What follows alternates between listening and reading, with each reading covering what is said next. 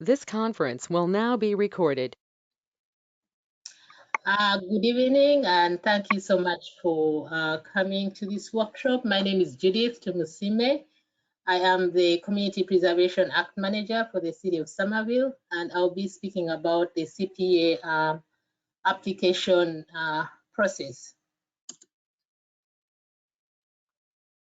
So I'll introduce the CPA and then get into what the application process looks like.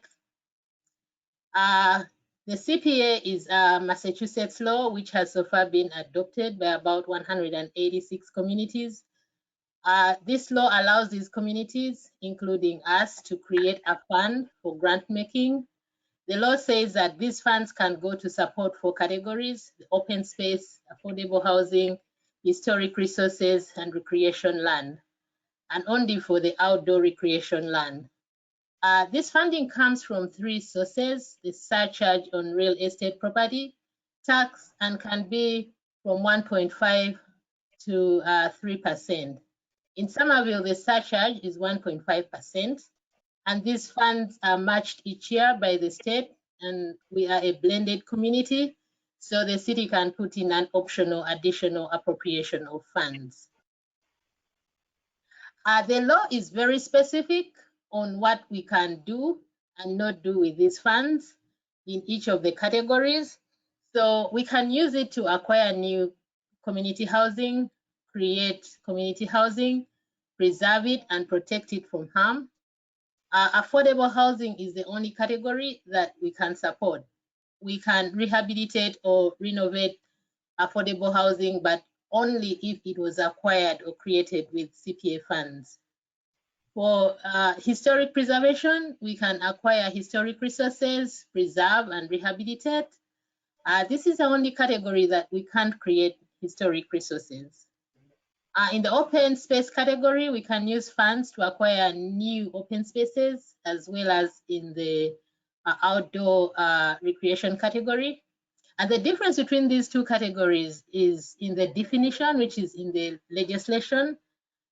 Open spaces is more about wildlands, conservation land, and recreation space is about parks, athletics field, and etc. We can create recreation land and open spaces, and we can preserve and rehabilitate if acquired or created with CPA funds.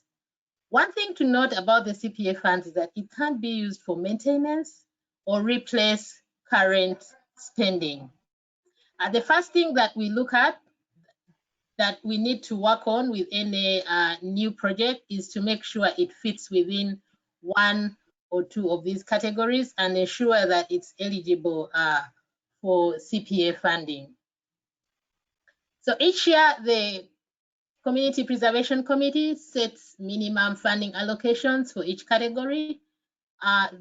We are having, the CPC is having the hearing this evening after the workshop, where they will start taking in public comment on what should be included in the next fiscal year funding.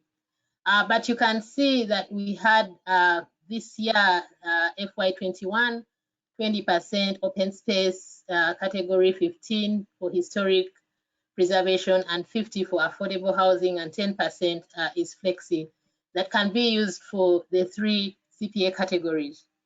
Having flexi funding allows the CPC to respond to change in demand.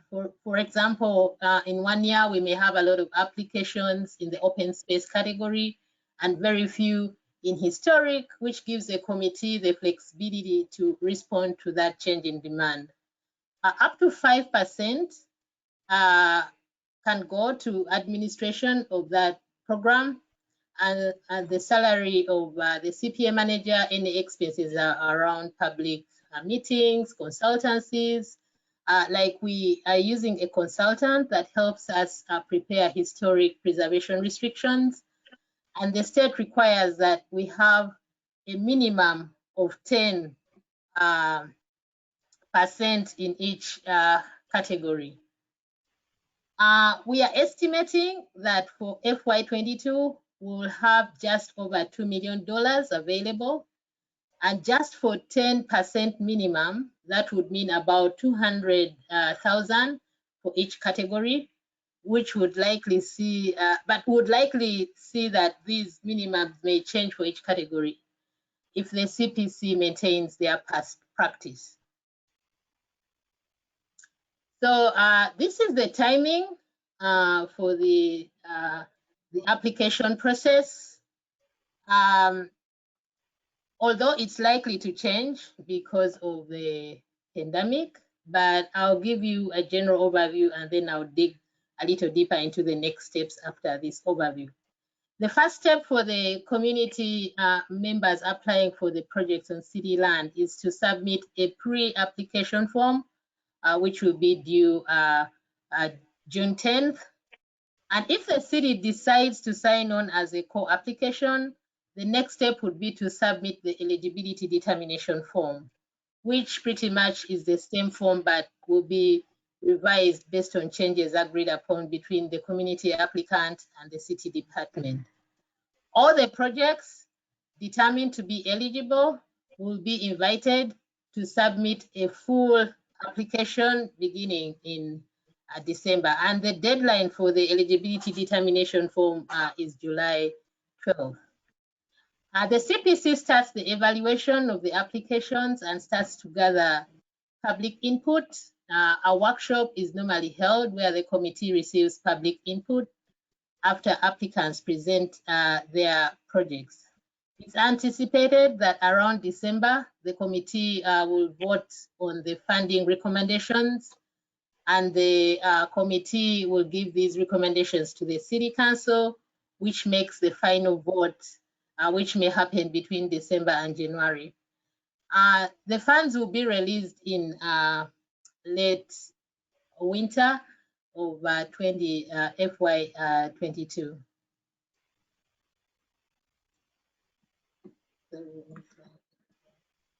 So we'll just dig a little bit into the pre-application process. So there are only two cases where we need to submit pre-application. The first one is when you're a community member and want to propose a project on city land.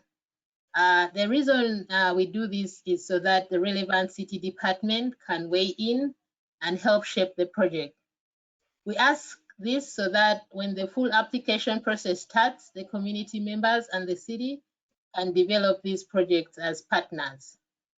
The second one is if you have an idea for a feasibility study project, you're totally not sure, you can use some experts to think through whether or not it's a good project which would be successful, and you can apply for these funds through the pre-application process.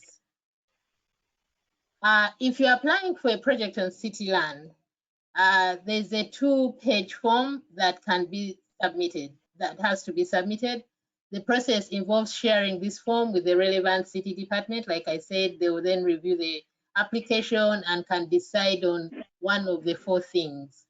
So the first one, they can decide to sign on as co-applicants, and once they do this, you move forward to the eligibility determination form, or they can propose that you develop ideas for a later submission, maybe because they don't have the staff capacity to do it that year, or the next fiscal year may be a better timing. The other one is if it requires participation in the existing project or have an idea that is already in the works, they may decide that they are not going to second that project. And at that point, the application process may stop for that fiscal year.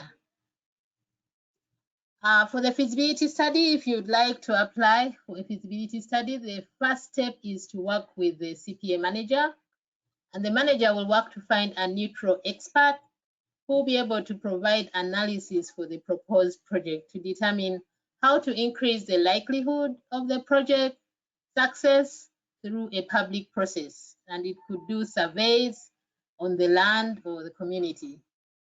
And we could also try to do costing to determine if it could be done for a reasonable amount of money, or to get technical advice about the project. We also try to have these to be neutral projects to give the applicant the best chance to be able to succeed by looking at the realities of the project, by engaging a third party rather than depend on advocacy for such projects. If you're accepted and the city decides to be a co-applicant, then you can enter the full application process. So for the full application process, so funding decisions within the application process are made through a lengthy process, as we've gone through. But the first final step is for the Community Preservation Committee to make funding recommendations to the City Council. These funding recommendations are made by a 9-member Community Preservation Committee. 5 positions are designated from relevant commissions like the Housing Authority, the Planning Commission, Historic Preservation, the Conservation Commission, and the Department of Public Space and Urban Forestry. There are also 4 at-large members that recommend the funding to the City Council. The decisions about these projects are also made through an annual community preservation plan, which sets priorities for a given year. There's also an annual process, but sometimes the emergency funding is possible, although there has to be an urgent need for funding. The CPC reviews all the applications in the open space and recreation land and historic preservation categories, whereas the affordable housing funds are managed by the Affordable Housing Trust Fund, which is the housing arm of the CPC. So the trust makes grant decisions for the housing projects.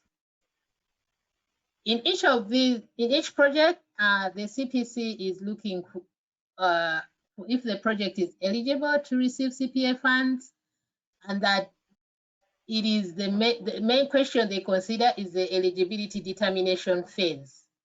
Once they get to the full application phase, they look at if the project involves all the necessary groups that would be within the city department or also within the communities.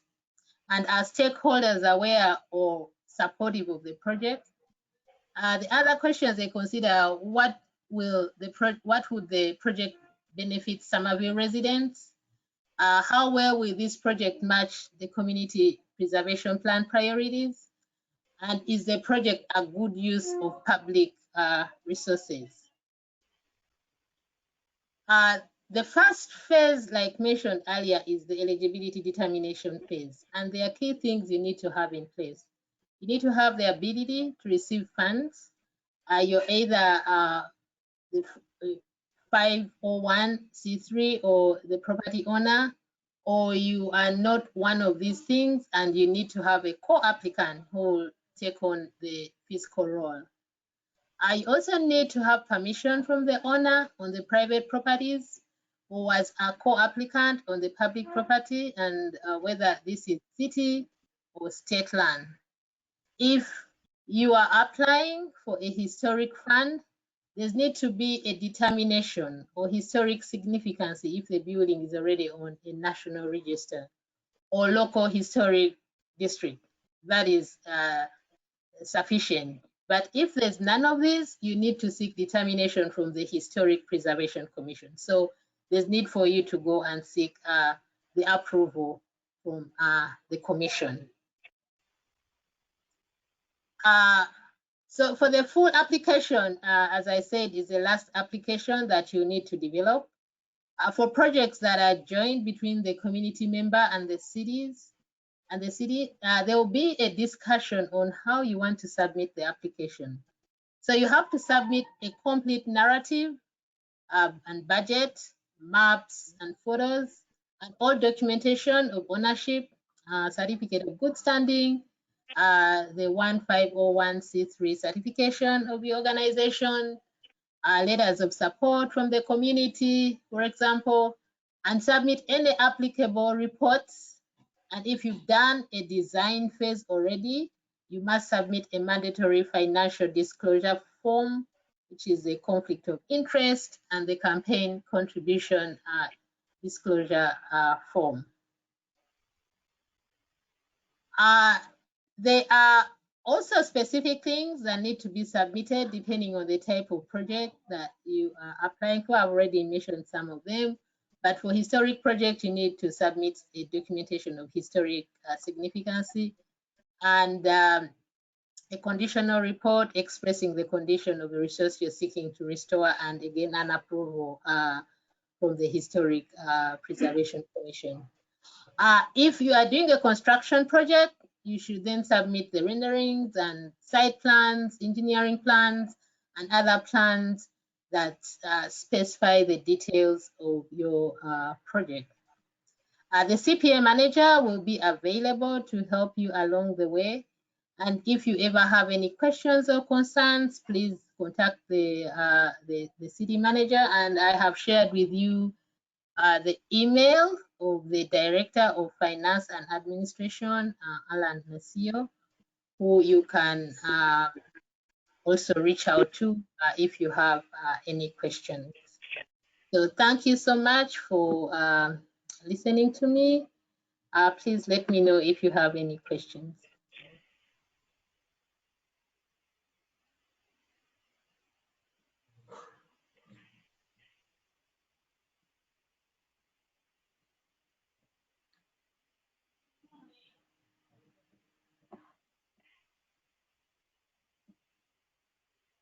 And if there are no questions, I don't know if Alan Bingham, you would like to add anything on the requirement for the Historic Preservation Commission?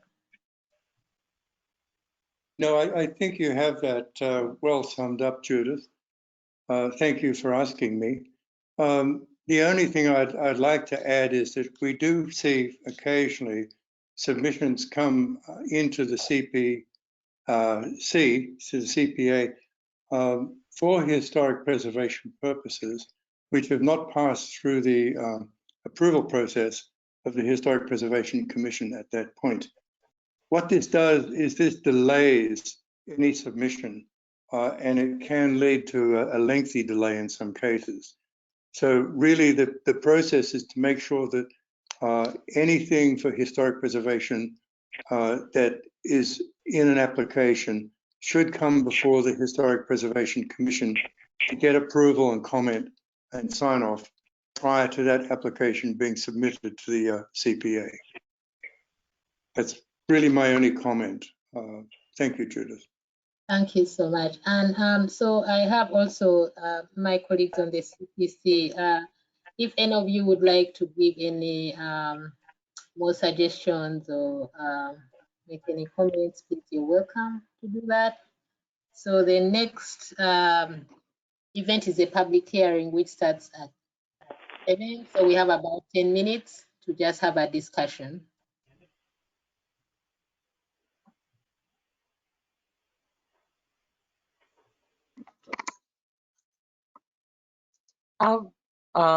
I'll pitch in a comment, Judith. I'm Heather Highmark. I'm the co-chair of the CPC committee. And I just think that anyone who's thinking about putting together a project to apply for funds, you should definitely do it. This is a community resource that's meant to be used by citizens to move forward on open space, recreation, preservation projects. The affordable housing wing is largely administered by sort of existing nonprofits, the Affordable Housing Group. So the citizen applications typically don't have anything to do really with the affordable housing part. But in terms of preservation and open space, this is a wonderful way to kind of get that public improvement done that you have in your mind. It's something that should happen, and you have no idea how you could possibly fund it. So it's here, it's a resource, it's a public resource, and take advantage, and the people will help you get through it. So if anything seemed too complicated today, you contact the CPC manager and they will help you. Yeah, thank you so much. And tonight, we're also going to listen to testimonies from some of the community members that have accessed these funds, and also the great stuff that this fund is doing, in the city to preserve the historic resources. You look at what it has done to support the West Branch Library. It's really been well renovated. It's now a modern library. We have the affordable housing. A lot has happened there. We've seen an increase of affordable housing in Somerville. Of course, we are not yet there, but at least the CPA has contributed to that as well. And for the open spaces, especially during the COVID pandemic, it's been really a great resource. And we've had about 3 maybe or 4 parks and playgrounds that have been open. So we had the ribbon cutting ceremony. So it's been great. What the CPA has done, it can still do more. We think that with the support of the Somerville community, we can even go to 3% so that we can have more resources to support these 3 categories that would otherwise not be supported by the funds for the city. I think we have a caller with a question. Is there a question from someone on the phone?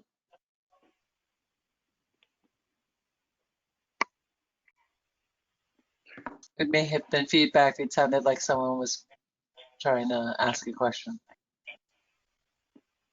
Yeah, I think I'd just like to add something, if I may. These things, there's 4 basic resources that the CPA look at, which Judith has articulated.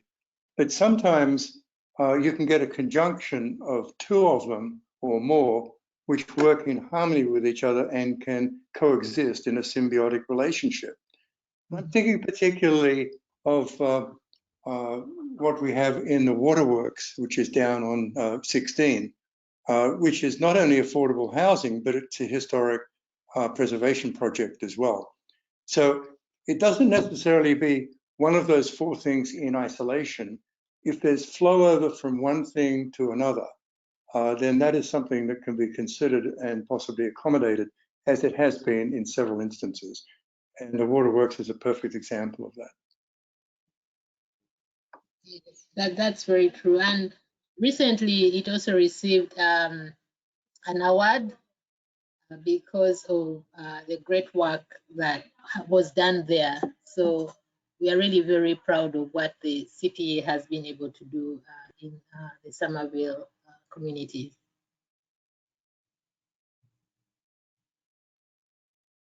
I know that Paul also has, he's going to make his presentation, but just like a general overview, if you don't mind, Paul, about affordable housing, just a general overview. I can be as general as possible since I'm pretty new to the staff, but essentially, as you'll hear in the presentation, and as Judith mentioned, the CPC has designated the Somerville Affordable Housing Trust as the affordable housing branch of CPA funding. So from what I understand, every year when that funding becomes available, the CPC designates a certain amount, which is 50%, I believe, at this point, to the trust, and the trust allocates that to a variety of different programs and development projects that it receives proposals for. That I'll highlight some of those later on tonight. But that's a pretty general overview, I think, Judith, that's what you're looking for. And again, you'll hear some more specifics when I give a brief PowerPoint later on this evening. But it's been a huge, huge boost to affordable housing efforts in the city. And in fact, there's definitely more than a few programs that probably would not exist without CPA, and bringing up waterworks is a great example for sure.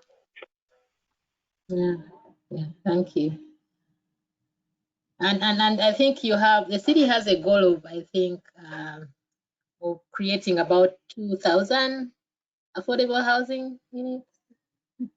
Yeah, well, I'll mention that in the presentation, but the mayor has indicated that he wants to expand the 100 homes program, which has been an initiative created exclusively with CPA funds, to a 2,000 homes initiative, which will go over a 20-year period into the future. So that's pretty exciting as well. Yeah. Yeah, so well, thank you so much. We have 3 minutes to start our public hearing. I think our chair has probably arrived as well. Laura, if you're there, I would like to hand over to you. But thank you so much, everyone, for participating and attending this workshop. And we look forward to working with you as you prepare and plan also to, request for funding, FY22 CPA funding from the city. Thank you so much.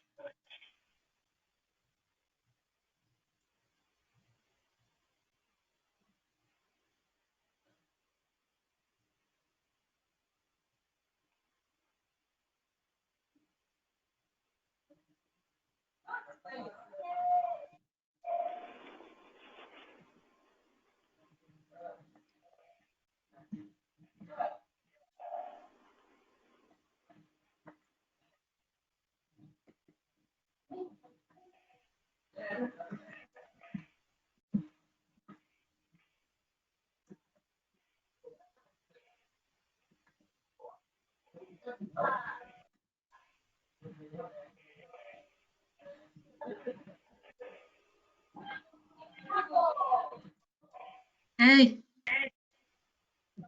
Hi, Laura. Hey, Judith. Hey, everybody. Good evening.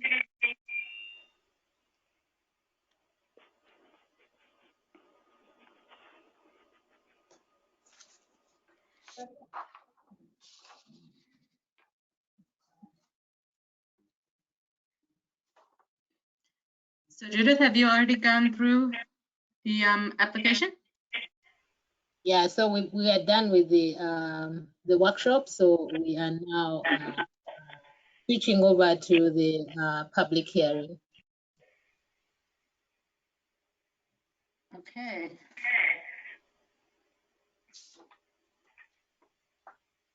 Well then, Laura, there's a little bit of a feedback on your line. I don't know if there's anything. yeah, I hear that. I don't quite know what to do. Yeah, and I think we can all mute and maybe.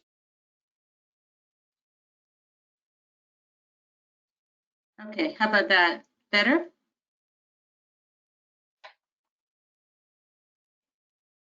All right. Hopefully that'll be better. Well, welcome everybody.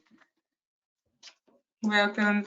I want to start by thanking everybody for taking the time to come here tonight, especially given the pandemic, the uncertainty of the day that we're in. I want to extend an extra thank you to everybody for coming and giving the time and giving your input. I need to start by just announcing officially that this is going to be held virtually on the GoToMeeting platform, which to keep us in compliance with Governor Baker's emergency orders regarding the open meeting law during the COVID-19 crisis. This is being recorded. And again, thank everybody for your hard work and all the sacrifice you're making to be here and to keep us all safe, and for stepping up to the plate, rising to the occasion to give your input tonight. Give a little background about the CPC. And the last year, we've continued to support affordable housing with the Somerville Affordable Housing Trust. The housing funds have supported programs such as affordable rental housing, rent assistance, housing stability assistance for those in need, and this for victims of domestic violence in the city. To date, we've given out awards for over 90 new units of permanently deed restricted affordable housing in this town. We also recognize the importance of health and recreation benefits that our open spaces provide, especially in times like this where there's so many places we can't go during COVID. The parks, I just can't stress how important the parks are right now. So similarly, we also recognize the importance of history in the city, and we've awarded funds for historic preservation projects as well. We're excited about our accomplishments in FY21. We are looking forward to seeing the great ideas people are going to put forward here tonight for FY22. It's especially times like this, during this day and age, that we need more support for everything: open space, housing, the preservation of our historic treasures in the town. And the testimonies and ideas we're going to hear tonight are just critical, more critical than ever, and we're really excited to hear them. Again, thankful to all of you who can be here tonight, participate. Take the time to do the survey in the chat. Has that been posted already, Judith? Yes, so I'm going to do that right away. Okay, so the survey, this is in lieu, you might, those of you who have participated in years past, you might remember that we always put out the jar with the jars with the pom-poms and ask people to take their pom-poms and prioritize the 3 areas. But because we can't do that on the streets in person, we're gonna ask that people fill out the survey. Everybody here, just take a moment. Judith is gonna put it up, and just fill it out, because we do take those pom-pom results, or in this case the survey results, we take them to heart. We tally them up every year, and they influence how we spend the money. So take a moment, to do it. And we want to again extend best wishes to everybody to stay safe, be healthy, and thank you again for being here. I'm going to take a moment now to introduce our incoming new community rep member, Rose White. She was appointed, and the city council met her last night, but they have yet to, they have to go through an official approval, which will take, I believe, another week or so.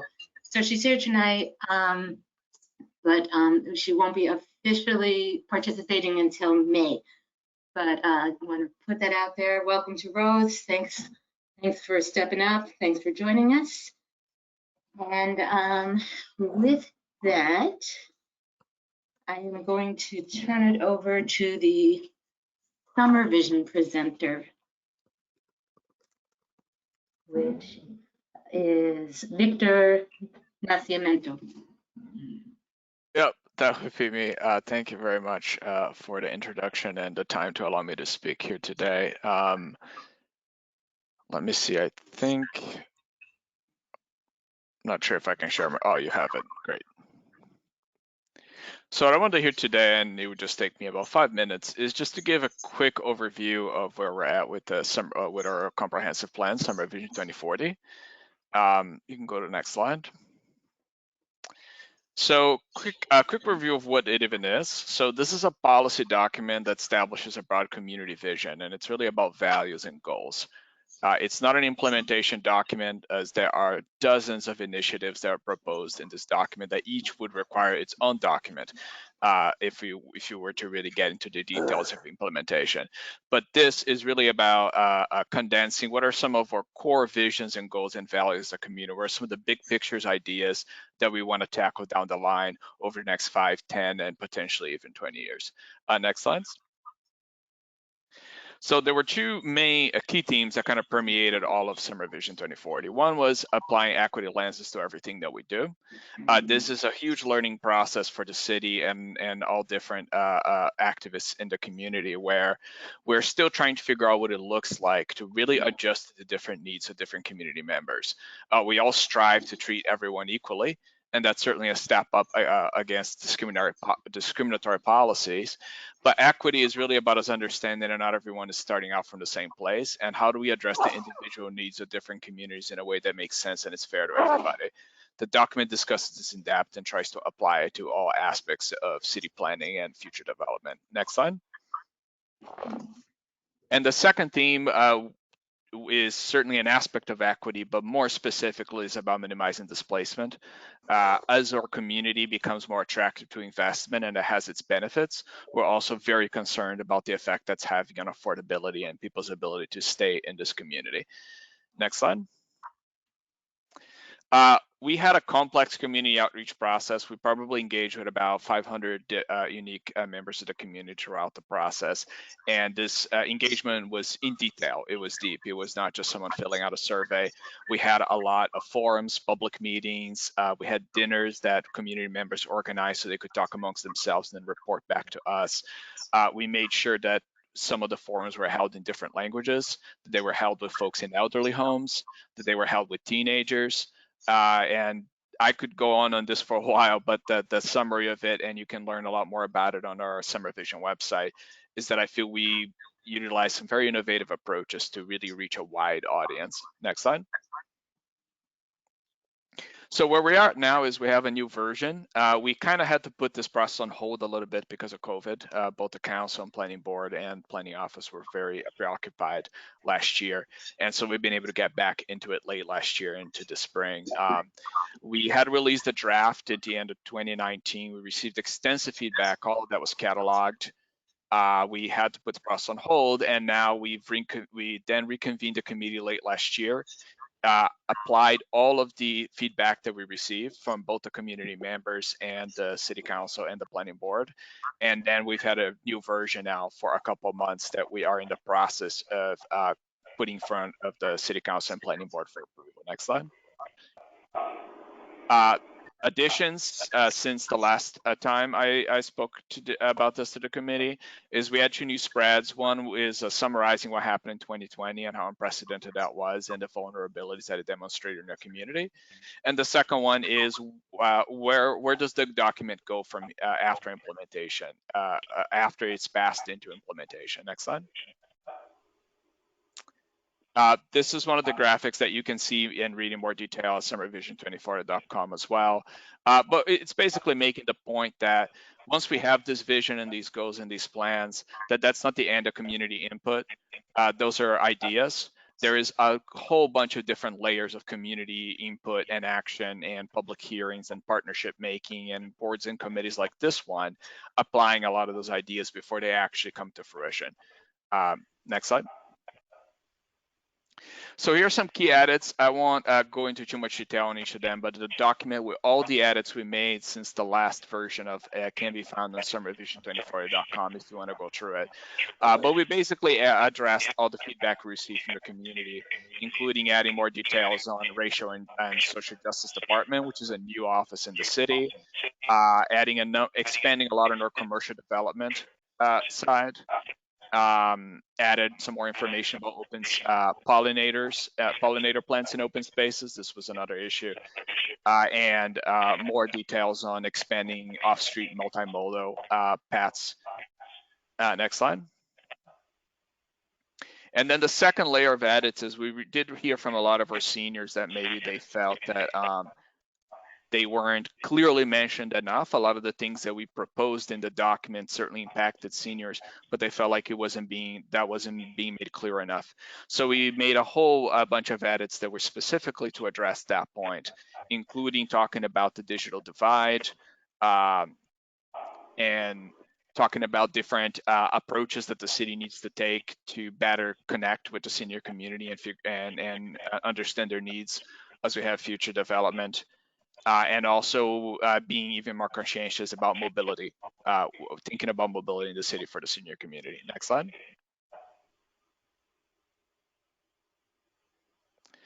And so that's the website at the bottom there, summervision24.com. This was a very quick overview of a document that's very long and dense. So I highly recommend you take a look at it if you haven't before. And like I said, there's a document with all the changes that we've made to it. And thank you very much for your time. And I hope thinking about Summer Vision broadly, I can help give this committee some guidance to your own processes. Okay, thank you very much. We're gonna leave comments and questions for the end. And Before we go on to the next presenter, I realized I was so excited to hear ideas. I forgot to give the committee a chance to introduce ourselves to you all. So I'll start. My name is Laura Boretsky. I'm one of the 4 community representatives, and I'm also the chair of the CPC. And I will pass it on to Heather. Hi, I'm Heather. Hi, Mark. I'm one of the community at large members as well, and I am the co-chair of the committee. I will also be keeping time for the speakers tonight to make sure that we get through everyone and give everyone a chance to speak. Andrew? Hello, everyone. My name is Andrew Lowe. I'm an ex officio member of the committee. I represent the city's Public Space and Urban Forestry Division. Tatiana?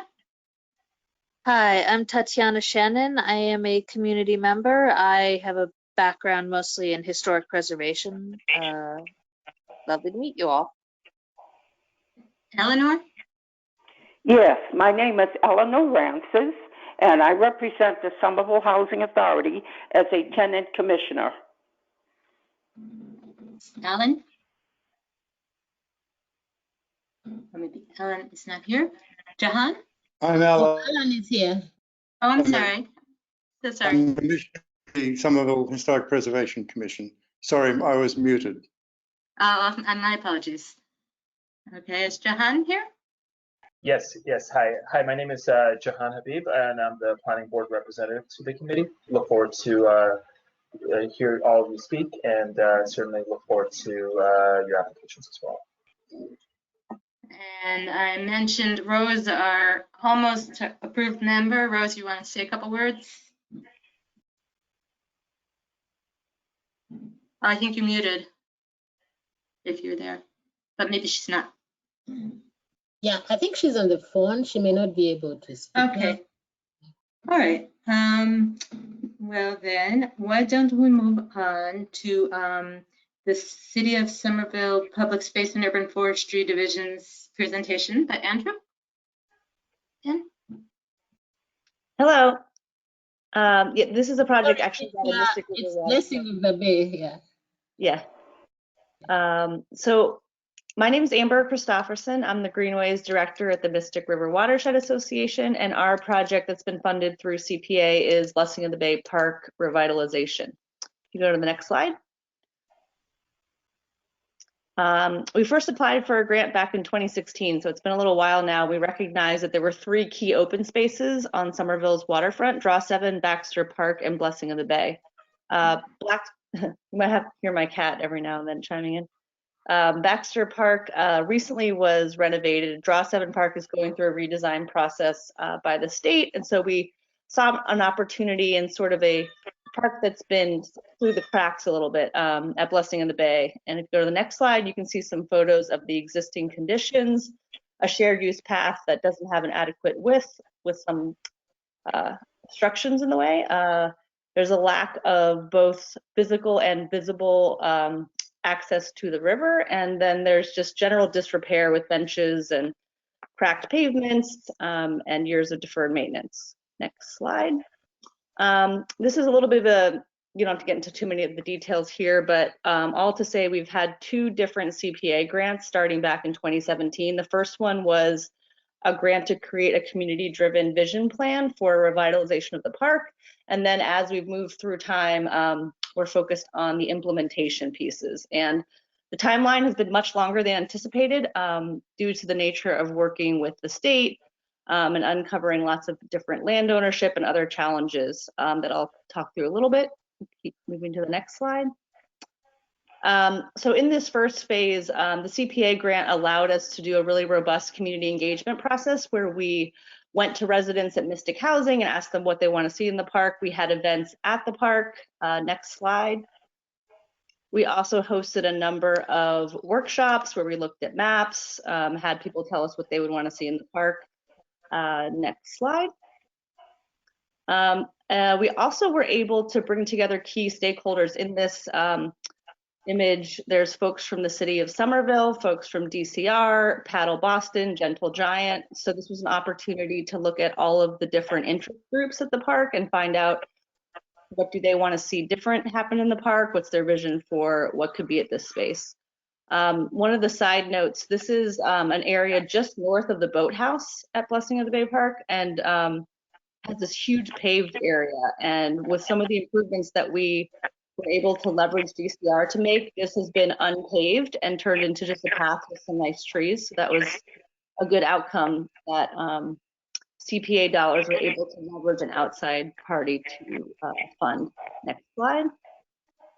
So at the end of this engagement process, we produced a concept design. There's a lot of details on here that I won't get into, but we looked at new amenities such as docks, expanding the shared use path, putting in more trees, native meadows, and more ecologically sensitive shorelines. These are just some of the big picture ideas, and there's a couple renderings on the next slide. This shows expanding the wetland area on the waterfront side on the left, and on the right, an expanded shared use path along with native species. Next slide. And then this is just a section showing what the park is now up at the top, and then at the bottom, some of these new amenities and how the park could be expanded along with a road diet at Shore Drive. Next slide. So, you know, we were left with a lot of really great ideas and community members that had prioritized various amenities. Meanwhile, we were bringing DCR along, who is the main landowner of the park, and we applied for a few grants with them and got earmarks, and were able to get $200,000 that DCR implemented the first phase improvements last fall. Next slide. This is a somewhat dreary picture because it was taken like about a month ago before anything was out, but you can see this is a new shared path here where I was talking about the big paved area that was depaved and more trees and vegetation was added. Last slide. And so where we are now, we're still working on our second grant that was awarded, and we got an extension from the CPA back in December. So in this calendar year, we're working with DCR to implement some meadows with pollinator species and native plant communities, and pretty early in the process right now. And Judith, I know I owe you a new scope of work so we can get that approved and continue the process of revitalizing the park. Great, and that's right on time. Great. Thank you, Amber. Well, if I could just say one thing, because I did summarize kind of like what were the key things that this grant was really good for. The first was it provided the seed money to even begin looking at the park. This was a park that DCR had kind of ignored for many years. There was lots of deferred maintenance. So being the first funder allowed us to then leverage future funding that we got from the state and Mass Trails grants and other sources. So that was really valuable for us, and has really allowed us to bring all of, like I said, the community members, the stakeholders, the landowners all together to understand what the park really needs and where it's going to go.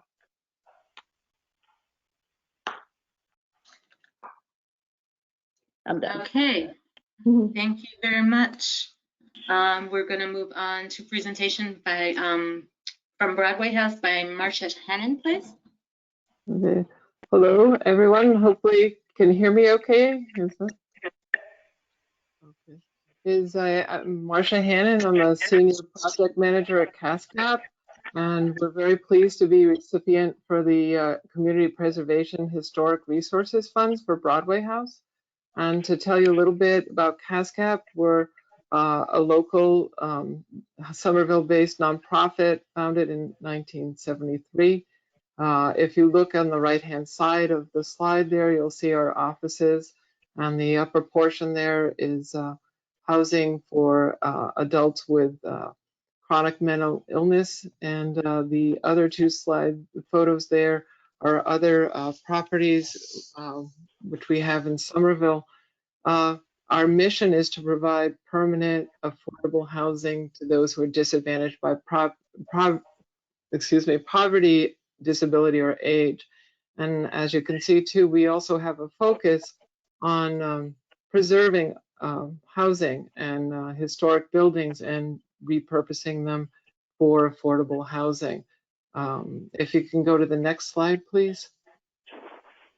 So CPA has been very important for us because as a nonprofit of affordable housing, preserving those historic elements is very difficult.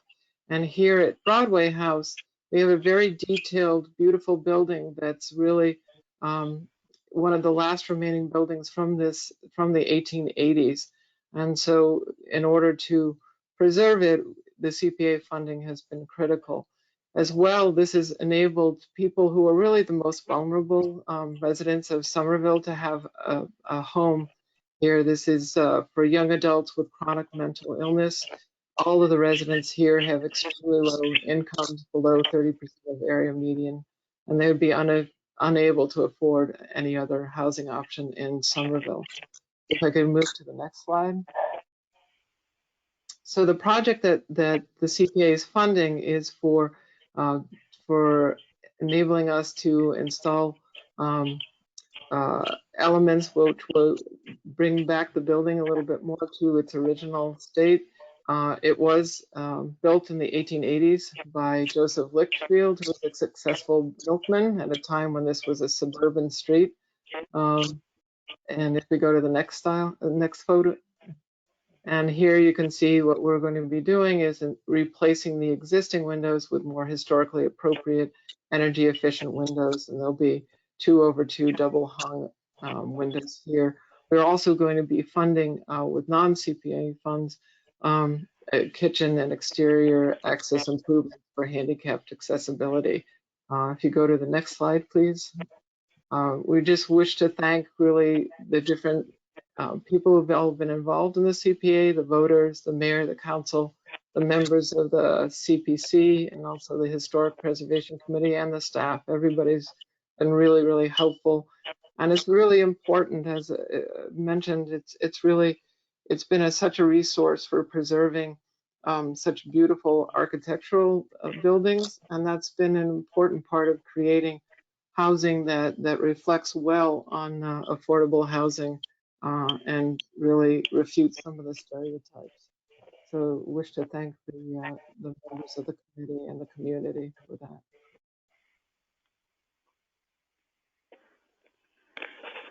Okay, thank you, Marcia. Thank you very much. And so now we're going to hear from Andrew Lowe from the city's Public Space and Urban Forestry Division.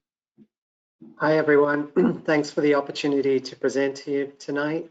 Unlike a lot of the other people presenting individual CPA-funded projects, I'm kind of going to be giving an overview of the city's open space and recreation goals and funding priorities associated with open space in the city. Just in this image, you can see Prospect Hill Park, which CPA has now been funding open space projects in the city of Somerville for over 6 years. And Prospect Park was completed last summer and has been a great success and is really just one among many super successful projects that CPA has contributed towards funding. So it's really an honor to be able to talk to you tonight about CPA funds and how they can be used to help support open space initiatives in the city. Next slide, please. So open space and recreation, the goals for open space and recreation in our division in particular is really guided by the Open Space and Recreation Plan. This is a plan that's completed every 5 years, and we've listed out all the goals of the plan here. But I'd like to just highlight the first two, which are really the focus for projects that are eligible for CPA funding. And that is acquiring more land to meet the summer vision goals. Victor, very briefly touched on open space in the summer vision presentation, but one of the biggest focuses for the city is increasing the amount of open space in Somerville. We are the densest city north of Manhattan, but we also have the least open space per capita. So that's a really high priority for our division and for the city. And the second goal is really about renovating existing parks and open spaces to improve them for the community, you know, especially in terms of safety and accessibility. Next slide, please. So here's just a handful of many projects over the past 6 years that have been funded through CPA. The Healy Mystic Master Plan was funded back in 2015, and that has led to plans for renovating the Healy schoolyard. And Arne is going to talk a little bit more about the first phase of that, the Healy Top Lot, in just a minute. But other projects are the Hoyt Sullivan Playground that was completed back in 2017, Winter Hill Schoolyard, renovation of that, the outdoor classroom there, and then, you know, also projects like the Community Growing Center. Some open space CPA projects come directly from the city, but others like the Healy Mystic Master Plan and the Community Growing Center come from community members and friends groups and other such groups within the city. Next slide, please. So how can CPA funds support our open space and recreation plan goals? This is pretty basic stuff. We can acquire new land for open space projects. We can construct new open spaces, preserve existing open spaces like at Prospect Hill Park, you see on the right here. And we can renovate and rehabilitate existing open spaces. Next slide, please. And so what are CPC and the Public Space and Urban Forestry's priorities for CPA funding? These goals were developed a couple of years back, but they're all still pretty relevant. So they include supporting the acquisition of land for the creation of new public space, expanding access to and the use of the Mystic River and Alewife Brook corridors, as Amber elaborated on a couple of minutes ago, improving the health of the wetlands and shores of the city's water resources, rehabilitating and restoring existing recreational land, creatively and coherently combining multiple uses to meet community need, and expanding urban agriculture opportunities. So if you have more interest in submitting a project for open space CPA funding, don't hesitate getting in touch with myself or the CPA program manager. Thanks.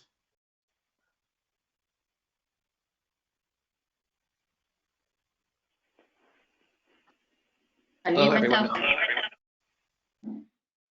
Hi, can you hear me? This is Arne Friends. I'm a project manager with the Department of Public Space and Urban Forestry. As Andrew alluded to, I'm here to talk about the Healy Top Lot project. And this is part of a really interesting story that is a great example of how CPA funds have been used. This is the Top Lot is the first phase of the Healy Schoolyard project. And the Healy Schoolyard project was developed as a result of the CPA funded Healy Mystic Master Plan, which was this vision which sought to unite both the larger community. So here in this image, you can see, here's the Healy School in the middle of the slide. You can see the Mystic housing community on the image just to the north of the school and the Mystic River to the left. So the Healy Mystic Master Plan was trying to set goals and objectives to find a way to unite this area. The CPA funded Healy Schoolyard design was an the outreach of that was a result of that planning process. And it was to try to find a way to make the schoolyard act as the keystone, which would bring these things together.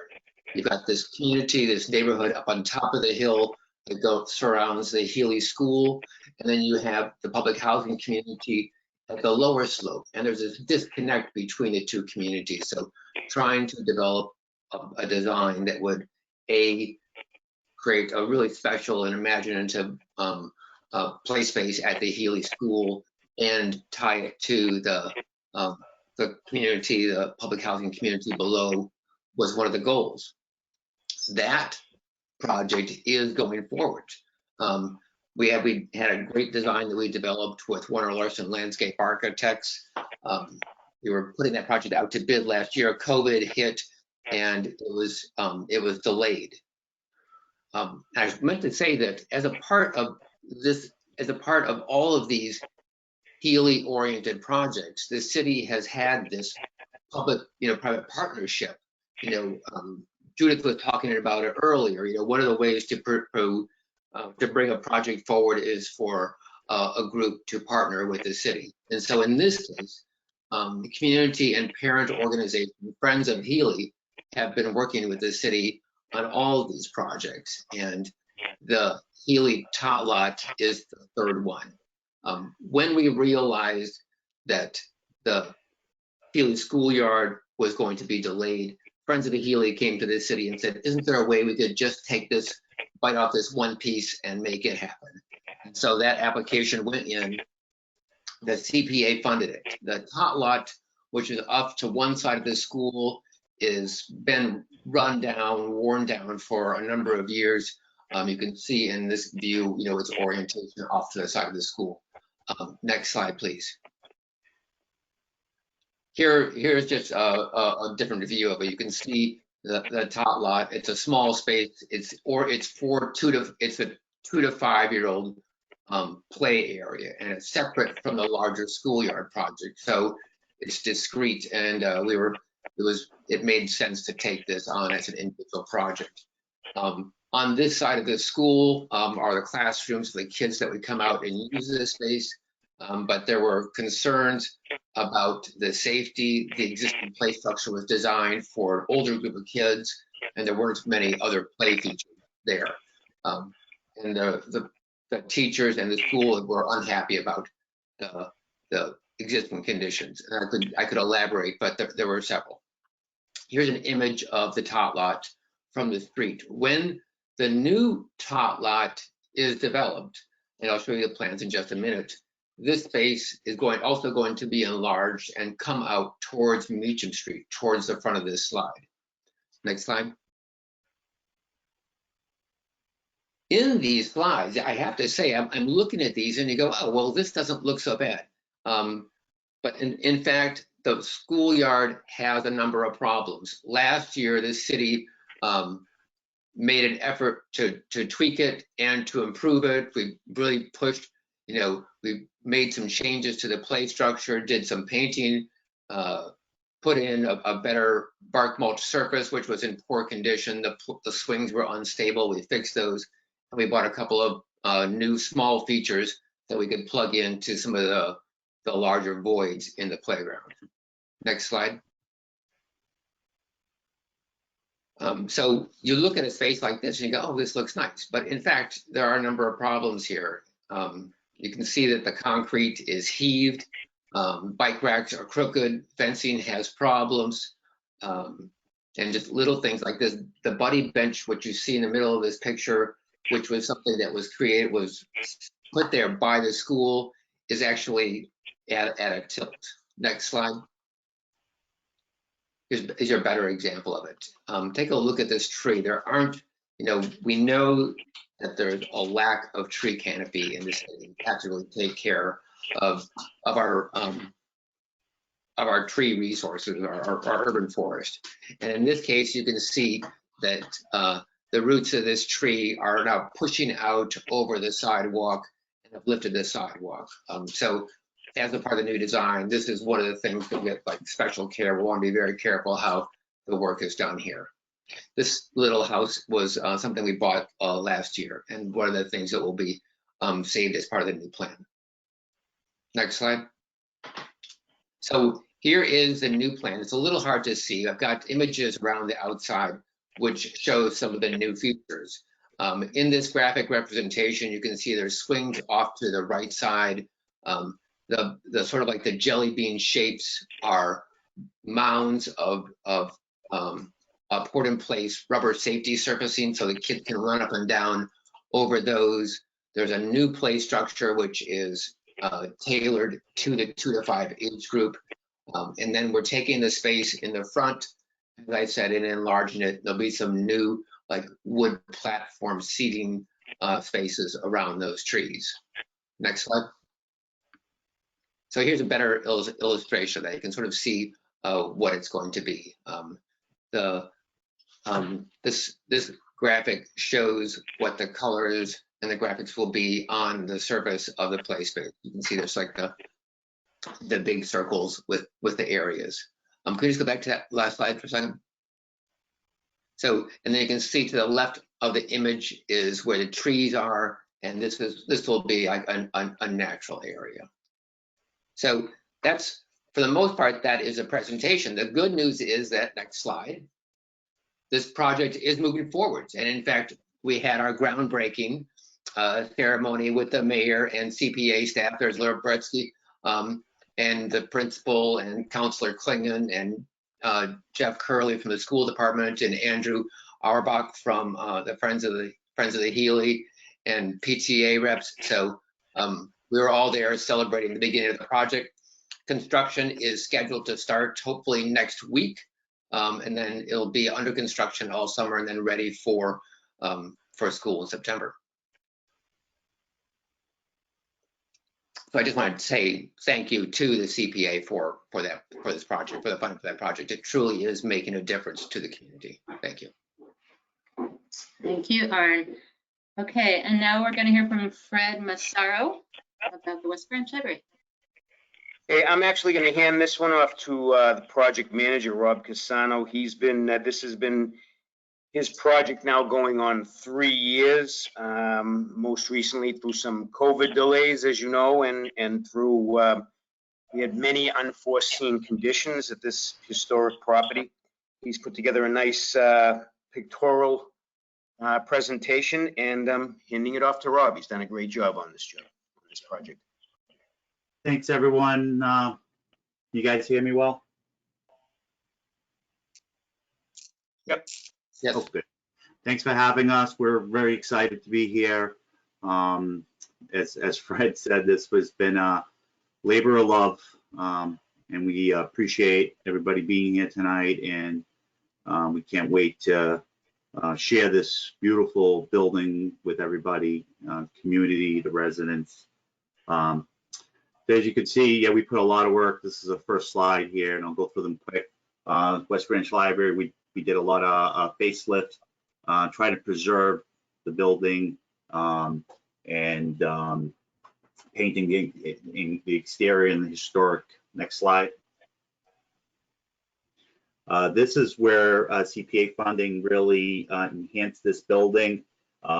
This was the elevator that we had to core through the building, the historic part, and you can, as you can see, create this this elevator shaft right through the historic part of the building. Next. This is the roof side of the elevated head house. Next slide. See some guys working up there, creating that elevator shaft. Next slide. This is the addition, the construction of the addition, and this is the new and in the old coming together. Next. The rear exit of the addition. Yeah, landscape. This is the landscape in the rear building and the walkways.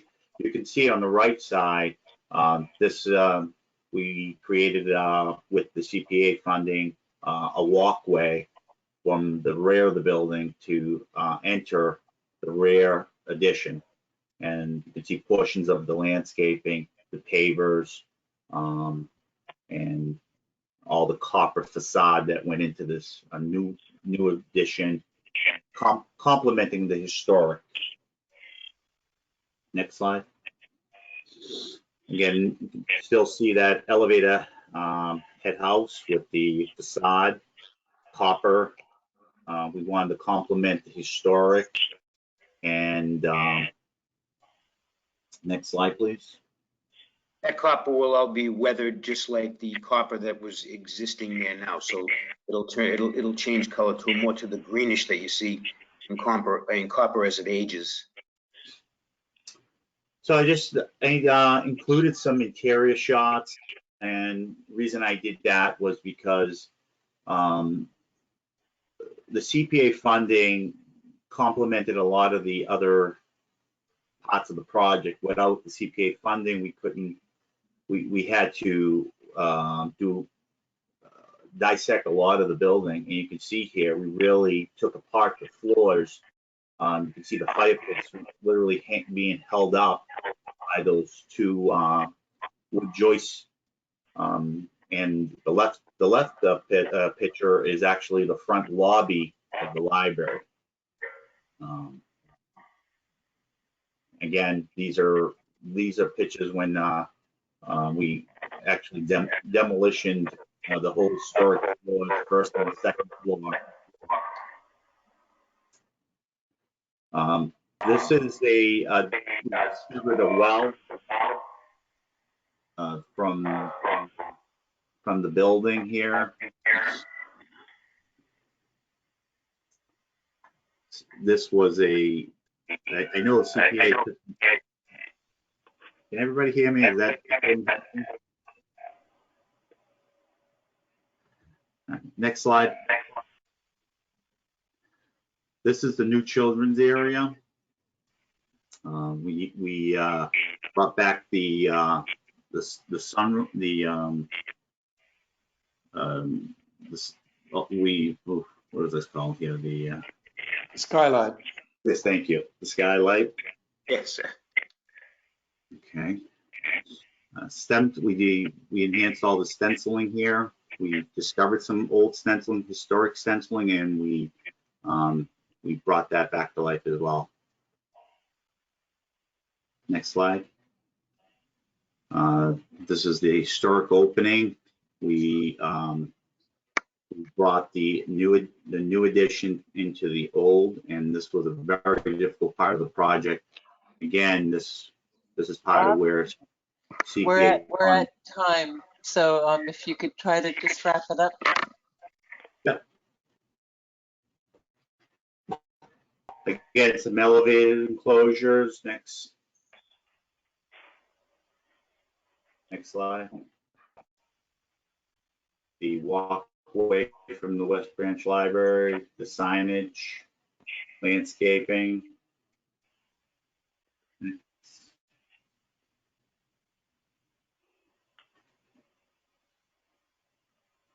Planting beds here from the building, planting. Front entrance and rear entrance. And this was very crucial, the front walkway that CPA funding paid for. And I think we're just about done here, front lobby.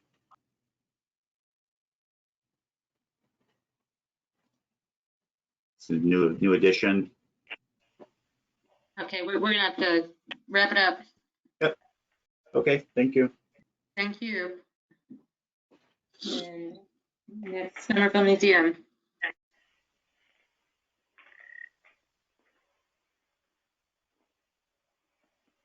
Hi, this is Barbara. Can you all hear me? Hi, can you all hear me? Yes. Yes, we can. Okay. Yes. All right. So this project is a long-going project. It's 10 years. This is called the Somerville Museum Access for All and More. It's been our strategic plan and is now our capital campaign that we're just starting with the public phase finally this coming weekend. So I hope everyone will come out for SOS. One thing that I wanted to say is that we received funds from the CPA starting in the fiscal year 2015 when we thought it was going to be a very small project or much smaller. And this CPA money has helped us leverage money from the state all along. So there's been 40,000 initially and then 200,000. And then we've received other private donations since then. And so we actually were able to start this project, which is over a $2 million project this year last year in 2020, and it'll be completed now in 2021. So many of you from the CPC may have seen this or had heard about the ledge, which was a point when we had started construction, we got to hitting the ledge and we had to stop all construction. So I'm actually picking up from here. So you can go to the next slide. And this is showing, much like the West Somerville Library, what is going on with building an elevator onto the museum, which is going to provide access. But we like to think of it as access to all that the museum has to offer. So it's not just physical access, but it's also opening up spiritually and educationally, entertainment-wise, and in every other way that we can offer the public information about the history of Somerville. So these are the steel beams that are going through. Go to the next slide, that's fine. You can see on the left the sledge that was has actually been partially excavated. So now we know what is laying underneath the museum and all the other houses in the area. We see that we're now being able to excavate for the elevator pit. We had to wait for the building inspector's permission to go ahead, but we did get that in April. And now we're doing the last 18 inches for the elevator pit itself. You can go to the next one. And here's more progress being made. We have the mock-up of brick and mortar. This is before it is acid washed so that you won't see all the smudginess of the mortar, but we're matching the color of the brick, the size, and everything else. And then the plating window, which many of you may know, we are required by a preservation restriction to put onto the rear facade of the building as part of an agreement with the Mass Historic whenever we go to actually build an elevator. And you can see that it's now in the process of being conserved. Go ahead. And that is, I stuck very quick, very literally to the 5 minutes. So this is the summary of the project costs. All the capital project costs together are 2.25 million. The Access for All project has been 1.75 million of that. And the CPA contribution has been 1.1 million.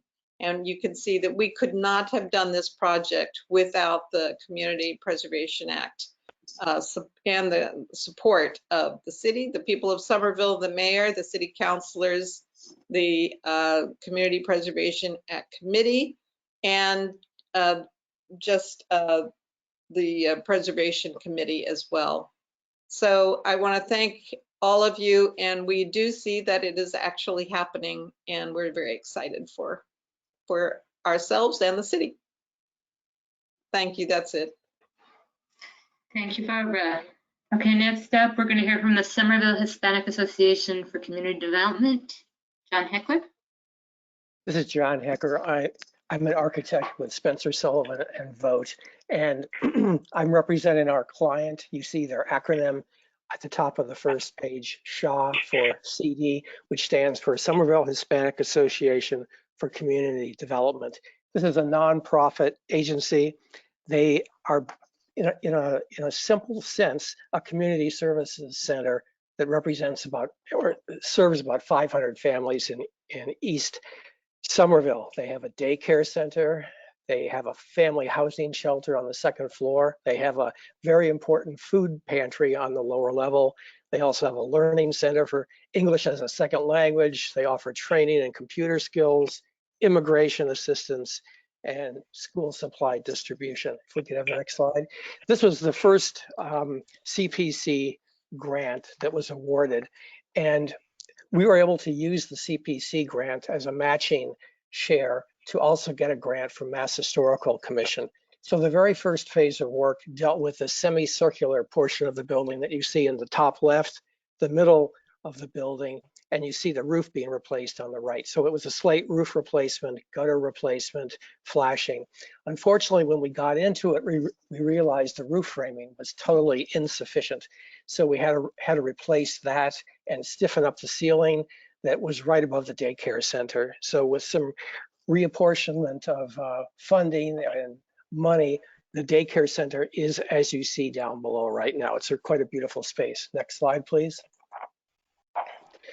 Another CPC grant in 2020, the current one, has allowed us to also get a grant from Mass Historical Commission. And the Mass Historical Commission was used to do some critical brick masonry and mortar replacement, repointing. You see on the above left, the base of the southwest tower during construction, and you see it afterwards. Everything has been repointed and new mortar color up to the spring point of the arch. And that's kind of the touchstone for the remainder of the building. On the upper right, you see the upper windows that were removed and restored and replaced, and the large semicircular window, which is about 10 feet across. We found that up in the attic. That was restored and put back. The next slide, please. This is the current work. This is involves repairs to the main roof, the cross gables that actually meet each other. The valley flashing was totally leaking. If you go across, you see the cross gable on the left. You see the close-up where the valley flashing is. The small photo is the valley flashing. The upper right-hand corner is where the valley flashing and some of the masonry was removed, and we could see that the truss, the heel of the truss, was totally deteriorated, along with the support for the valley rafter. So that was all replaced. You see that in the bottom left. New wood was spliced in. You see the copper gutter, the partial slate replacement, and you see the returns at the corner. Next slide, please. This is the building as it currently exists, and you can see what the window work with new storm windows on the projecting element does for the building, and the painting of the black finish to the windows does to enhance the public image of the building. The flat arches, the dental course, the gutters have all been replaced. Next slide, please. This is the lower level. It's a social hall. There's a kitchen and there's a stage area. We're proposing to create a handicap access to this lower level, which is where the food pantry is located. Can we have the next slide, please? So the stage is on the left, the kitchen's on the right, the social dining area is in the middle. It's about 1.5 feet lower than everything else. We're proposing to build that up and then cut into the grade where which you see above to provide handicap access from the sidewalk into a new door into that social dining area. If the money is there, we'd also like to put a foundation in for a future elevator. Next slide, please. The last slide is kind of an alternate. Sometimes the full amount can't be given, and we're showing some door replacement work in 2 locations. One of these doors provides access to the housing area for families up on the 2nd floor, and security is quite bad. And so this is another piece of the work that could be funded if some of the larger accessibility work could not be funded. And that's exactly 5 minutes. That's I'm done. Thank you. Thank you very much. Oh, and I wanted to thank Judith in particular. Judith has helped us with a lot of the paperwork, which got very complicated. She's been extremely helpful, and as the representative for the owner of the building, I just want to express our appreciation for funding 2 projects and being so helpful to us. Thank you. Thank you. Thank you. Okay, next up, we're going to hear from Mary Caseso of the Somerville Affordable Housing Trust Fund.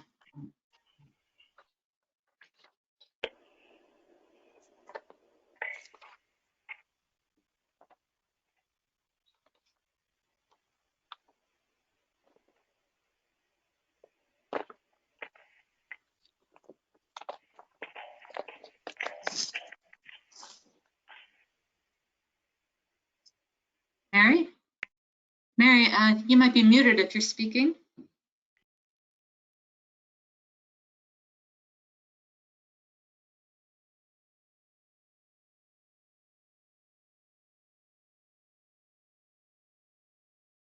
Maybe we could have Paul present as we wait for Mary, if that's okay. Hi, everyone. Can you hear me now? Oh, yeah. There she is. Oh, thank you. Sorry. Thanks so much. I have to say, even though I could not see anyone's presentations because I'm on my cell phone, I have enjoyed every minute of the work that has been accomplished because of the Community Preservation Act. And I was one of the people that campaigned to have the Community Preservation Act, and it is so gratifying with so many incredible memories, whether West Branch, where my sister worked, and so many of the projects. And I want to add thanks on behalf of the Affordable Housing Trust Fund, because it's been incredible, the work we've been able to achieve, although you'll hear me say that we still have an uphill battle, but also because of the ability to let the Affordable Housing Trust Fund administer the resources. So we are particularly appreciative of your trust in us. So thank you for that. You know, the Affordable Housing Trust Fund was created back in 1989. It was at the very end of Gene Broom's administration. And I asked to serve on the Affordable Housing Trust Funds and have been on it for 31 years, because I think it's one of the most important social determinant or influences of health for a family to have housing. I think this last year, working in the health field, seeing the most vulnerable of our community members dealing with such health inequities during the pandemic. And one of the biggest challenges was families that were overcrowded and how COVID spread through those families. So the work that we do in housing remains critical. And although we have been able to create just over 100 new homes, not including fiscal year 21, we are still challenged in Somerville to keep a diverse population because it's becomes so unaffordable.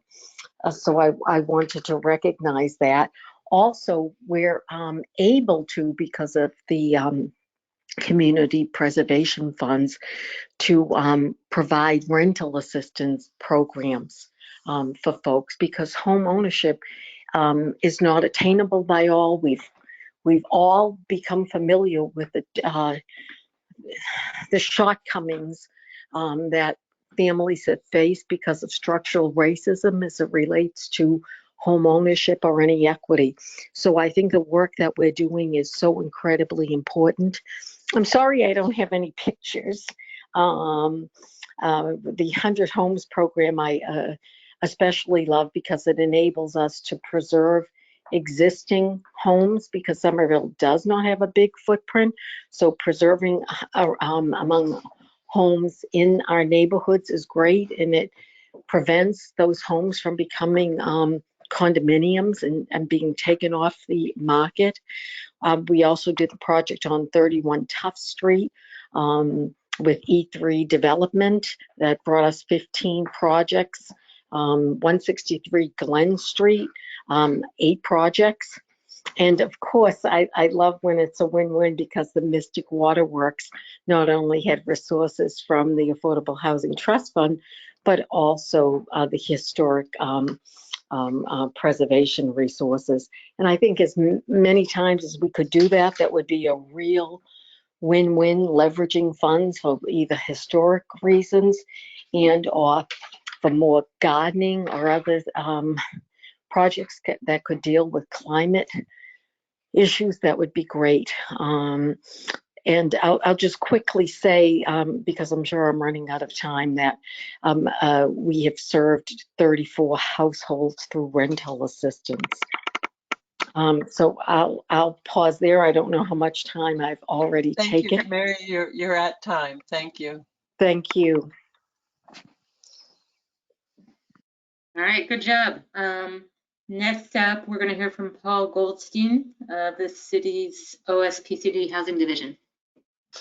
Hi, hopefully everyone can hear me. So this is just gonna be a very, hopefully brief overview of sort of the way the trust disperses CPA funds and how it's gonna look for the upcoming fiscal year. Eligible uses for Community Preservation Act, which you can see, acquisition, creation, preservation, and support of housing affordable to households with incomes up to 100% AMI. And also the support of affordable housing includes programs that provides grants, loans, rental assistance, interest rate write-downs, or other forms of assistance directly to an entity that owns, operates, or manages housing for the purpose of making that housing affordable. You can go to the next slide. So you're going to see the total amount of funding that's been bequeathed to the Affordable Housing Trust since funding became available in 2015. And that funding to date is just below about $16 million, and it's had a huge impact, as Mary has alluded to in her remarks. You can go to the next slide. So the Affordable Housing Trust typically accepts proposals for development projects and programs. As far as development projects, that's designated for projects that acquire, create, or preserve affordable housing units, so actually acquiring homes or building homes. And funding opportunity for housing programs is designated for programs that provide rental assistance or other financial assistance to income eligible households for the purpose of, once again, making those units affordable. You can go to the next slide. If I'm going too fast, I apologize. So this table, if everyone can see, it represents the funding the trust has approved so far for the 21 fiscal year, which as of right now, I believe consists of 1 development project through 100 homes and 7 grant awards to local organizations who will use the funds to support affordable housing efforts. Go to the next slide.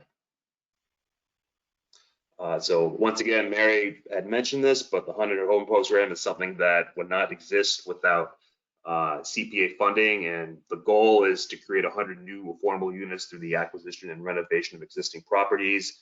The introduction of the deed restrictions on each unit ensures sustained housing affordability provided to households at a variety of income levels. And the mayor in his recent midterm address revealed that he would like to expand the program to the 2,000 homes program over a 20-year period. That's how much of a success it's been. And hopefully it's going to continue to grow even more, especially with incoming CPA funds, which will hopefully go on for a long, long time. You can go to the next slide. So these are some very brief descriptions of each of the programs that have been approved to receive CPA funding for FY21. I won't go over each one in the interest of time, but these programs have been very successful in their efforts to support affordable housing in Somerville thanks to CPA funding. And once again, as Mary alluded to previously, the importance of these programs during the pandemic, where the affordable housing demand and the threat of households even facing eviction has only increased, cannot be understated. There's been such a high demand lately for these kinds of rental assistance programs or tenancy stabilization programs, with so many households facing uncertainty because of COVID. It's great that these are continuing to be funded and the funds allocated to those in need. You can go to the next slide, which is more of these programs. And these are all local organizations that do work right here in Somerville. They've been fantastic. You can go to the final slide. And so you can see the total for requests so far this fiscal year is about $2 billion, 183, 276. That just demonstrates the demand for these kind of funds. As you can see, that significantly outweighs the actual appropriation. So the funds are, I've only been here a couple months, but it's been reiterated to me how successful they've been to the Affordable Housing Trust and enabling different programs and developments to continue the initiative in the city of establishing more affordable housing. Any questions for me? I'll put my email in the chat, but please feel free to reach out. I apologize, there's no nice pictures of newer developments, but I assure you they're there and they're fantastic. Okay, thank you. Now we're going to hear from the Tufts Department of Urban and Environmental Policy and Planning Department. They're going to give a presentation about an evaluation plan that they're coming up with for us. Chair, can I just make one quick announcement? That after this presentation from the Tufts students, we will have our public comment period. Is that correct? In between, Judith is going to present about the CPP, the plan, and then Okay. yes. I'm getting some questions in the chat from the public. They're wondering when that period's going to be coming. So I was just trying to give people a little orientation to the next couple of steps. Sure. No, thank you. Yeah, Hang sorry. in 10 minutes. Among the public speakers, can you please begin with Kevin? I think he already identified himself. Kevin? Kevin. Okay. Sorry, yes, that's me. I don't know why my name appears as Robert on screen. Oh, okay. You're Kevin. My middle name. Got it.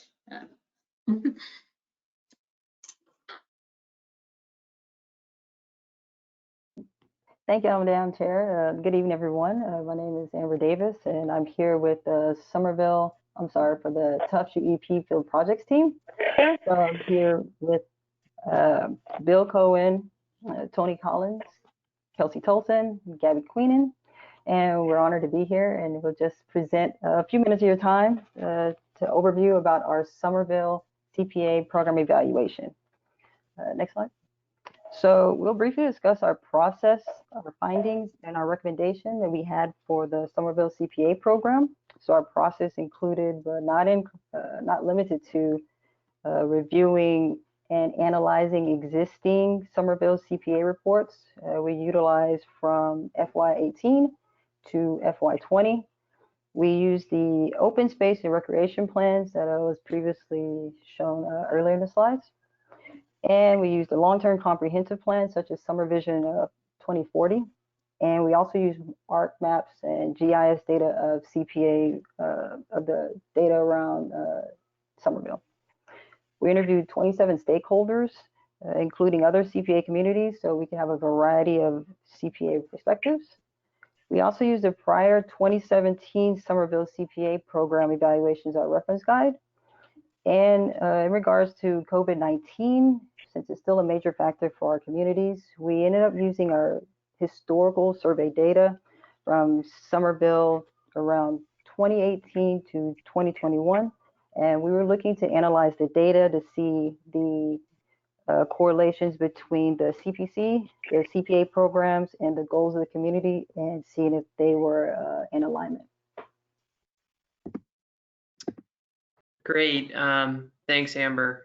So moving on to some of our findings, kind of like Amber alluded to in her previous slide, we reviewed a number of planning documents from the city of Somerville, most notably Summer Vision 2040, which I believe Victor spoke about earlier in the meeting. And based on our analysis of the Somerville planning documents, particularly Summer Vision 2040, we found that the CPA program is accomplishing the goals and that they are in alignment with the city's vision. Another important finding regarding the CPA manager is the essential role that they play in overseeing the program. They're a pivotal cog that makes the entire CPA machine run. And the success of the CPA program is very much contingent on the manager. And one of the most critical duties that the manager has is to act as an intermediary between the CPC and the applicants. The manager needs to have extensive technical knowledge about the intricacies of the CPA legislation and details on that to guide applicants and the CPC. And then another finding we had was for CPC members, relevant backgrounds are extremely beneficial, but they do limit diversity. You know, backgrounds in affordable housing, open space, construction, and other relevant fields, they're highly useful, but this can create a more narrow candidate field, which may lack diversity. And then another finding we had with CPC members is that, or with the program in general, is there are power imbalances between community-backed and city-backed applicants. Obviously, the city is highly resourced and has personnel that is well-versed in the necessary procedures, such as the grant application process, which can increase expediency and thus success. On the other hand, community-backed applicants may not possess these skills. They have a range of different skills and thus could be at a disadvantage. I'm going to pass it on to Tony. Thanks. Yeah, like Bill was alluding to, we found that the application process was easier for those who have experience in grant writing or with applying for similar government-backed grants. But those that did have experience found the deadlines to be reasonable and flexible enough, and found that the CPA manager was really crucial in helping those applicants that may not have had the same experience as, say, the city-backed applicants did. As we all kind of saw throughout the previous presentations, the CPA funding is crucial to filling the gaps for resource-constrained organizations. We found that the CPA program funding really got projects over the finish line, projects that may not have been completed without a program like the CPA around, or enhance the project to a point that serves the community to a greater degree. An area where we found area for improvement that we found was community outreach and engagement. We found that the program was really effective when it was directly networking with nonprofits and almost recruiting new community organizations to apply for the program, but that there could be better strategies to doing that type of outreach. The CPA program also has a lot of really great information and really up-to-date information on their website, and use social media as a tool to get that information out, but could do more in that area as well. I'm going to pass it on for recommendations. Thanks, Tony. As Tony mentioned, we developed a series of recommendations that are placed into these 7 buckets that are on the screen. I think in the interest of time, we're just going to provide our biggest recommendation for each of these 7, and our final report will include the several recommendations that were included for each of these items. So first, for CPA manager, our top recommendation would be that the program revisits the documentation that's used when managers transition from one to another. In particular, making sure that there's really great detail in there about departmental contacts, ins and outs of the regulations and statute, and also just tips and tricks from past projects. As we heard about earlier from Bill, the CPA manager really does play such a pivotal role in the program and carries such significant institutional knowledge. So making sure that that is preserved to the greatest extent possible will only help the program to function better in the future. Second, for CPC members, our top recommendation is that the CPA program looks at doing semi-annual progress reports and reflection discussions led by the CPA manager, looking at short-term and long-term concrete goals with the CPC, in particular looking at how the CPC is going to move forward with trying to be more reflective of the community. And then our third item, CPA program funding, as was mentioned earlier and illustrated, I think, really well by Paul, the demand for the funding for the program really just can't keep pace at what the levels are at right now. So we feel that it's worthwhile for the program to look again at revisiting the potential for increasing the tax surcharge, and also looking at doing bonding for other program areas like open space. Bonding's been so pivotal for the projects where it has been used. Obviously, it has to be used selectively given the number of strings that are attached, but it has the potential to really scale projects in a pretty exciting way for the community. And then fourth, CPA application process. Our top recommendation for this one was that the program looks at whether or not to provide additional technological assistance to community organizations that are interested in applying for the program. We heard a little bit about some issues in particular in terms of access to Adobe, which is an expensive program to acquire. So that might be an area worth revisiting as well. Thanks, Gabby. And just to wrap up quickly here, just for the 5, 6, and 7. So for community outreach and engagement, as Tony mentioned, we think this is a really critical component for the success of CPA overall. So we recommend that this is done strategically, working to keep in mind all the different neighborhoods that are going to be impacted by outreach. We recommend that the CPA manager and other city staff primarily take on this outreach so that they can utilize existing resources and materials and processes already in place within the city to run effective outreach campaigns, and also doing those in different languages if possible.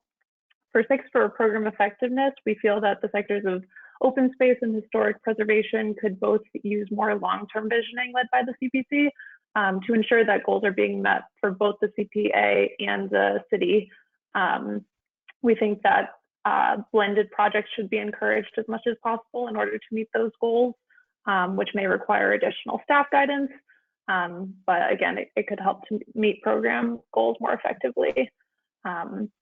For 7, program equity, we feel that improving the outreach and engagement can really help to encourage program equity.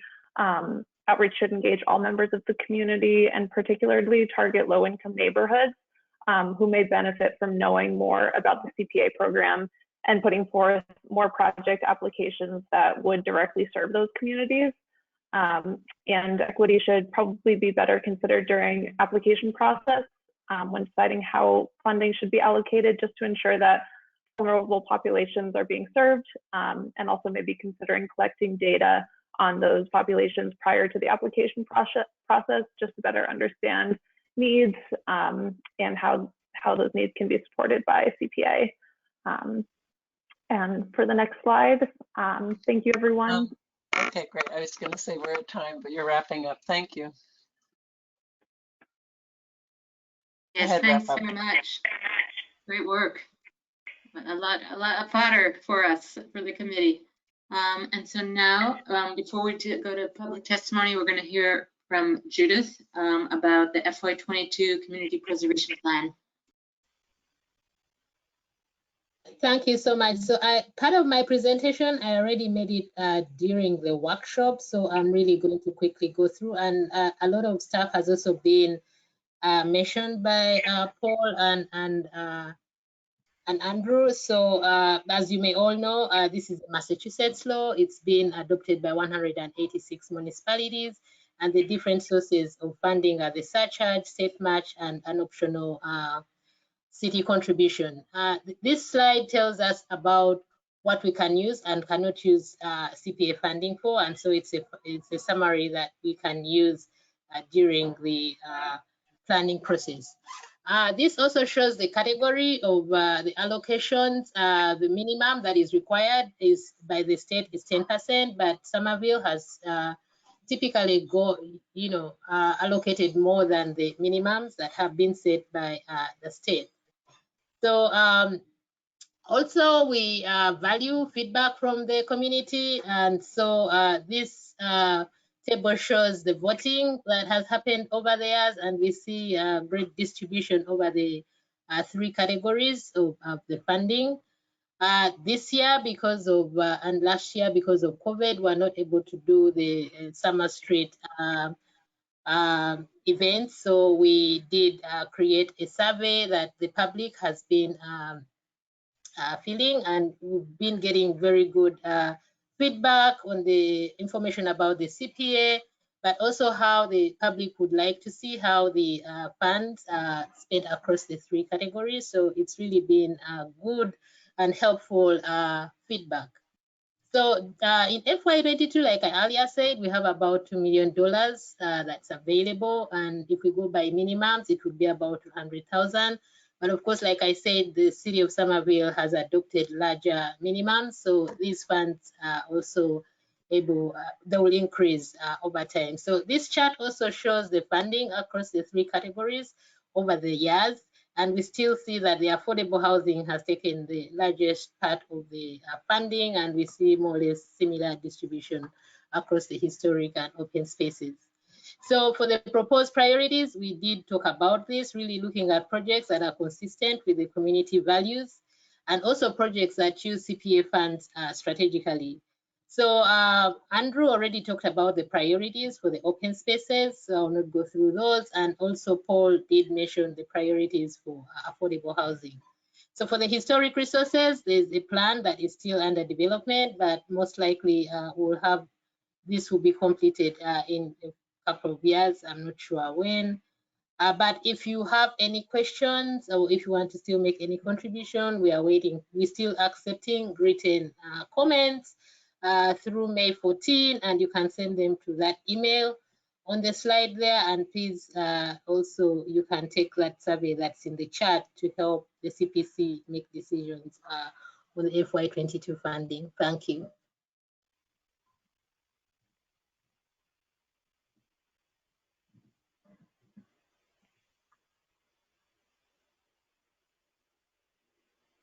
I think I can now open up for public comment.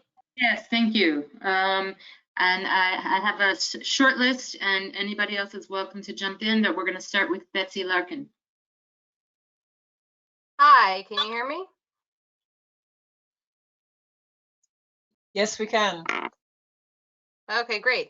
I'm speaking as a member of the board of the directors of the Friends of the Community Growing Center, and just as a grateful community member, a parent, and a neighbor to the Growing Center, which for those who don't know much about it is it's a quarter-acre green space owned by the city and maintained by the nonprofit Friends Group, and it consists almost exclusively of volunteers.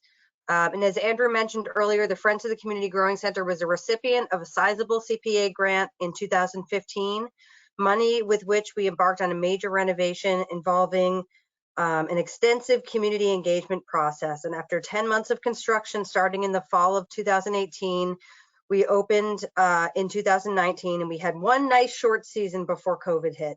The Growing Center is such an amazing resource for our community, and I just wanted to say how important this funding is for creating and preserving green and recreational and open space in this incredibly densely packed city in which many children and families don't have access to yards or green space regularly. And over the last 26 plus years of the Growing Center's existence, we've partnered with dozens of organizations on a variety of programs, and during COVID, a lot of our partners were child-centric, so the YMCA, the Allen Street Head Start, the Somerville Family Learning Collaborative, and many other organizations. And we brought children into the center at a time when we couldn't run any other kind of programming.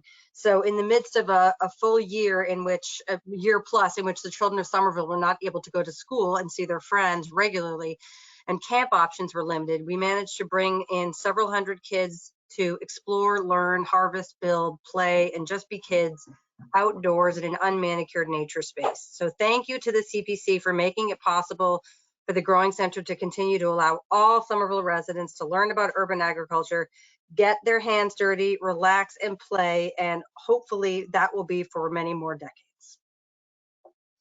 Okay, thank you, Betsy. Before I call up the next speaker, I'm just going to give everybody another reminder to fill out the survey, which is, I just put the link in the chat. And now, Mr. O'Kelly, Kevin, not Robert. Hi, my name's Kevin O'Kelly, and I'm the head of reference and local history librarian at the Somerville Public Library. And Judith asked me to take a couple of minutes to talk about a project recently completed at the Central Library that was funded by the CPA.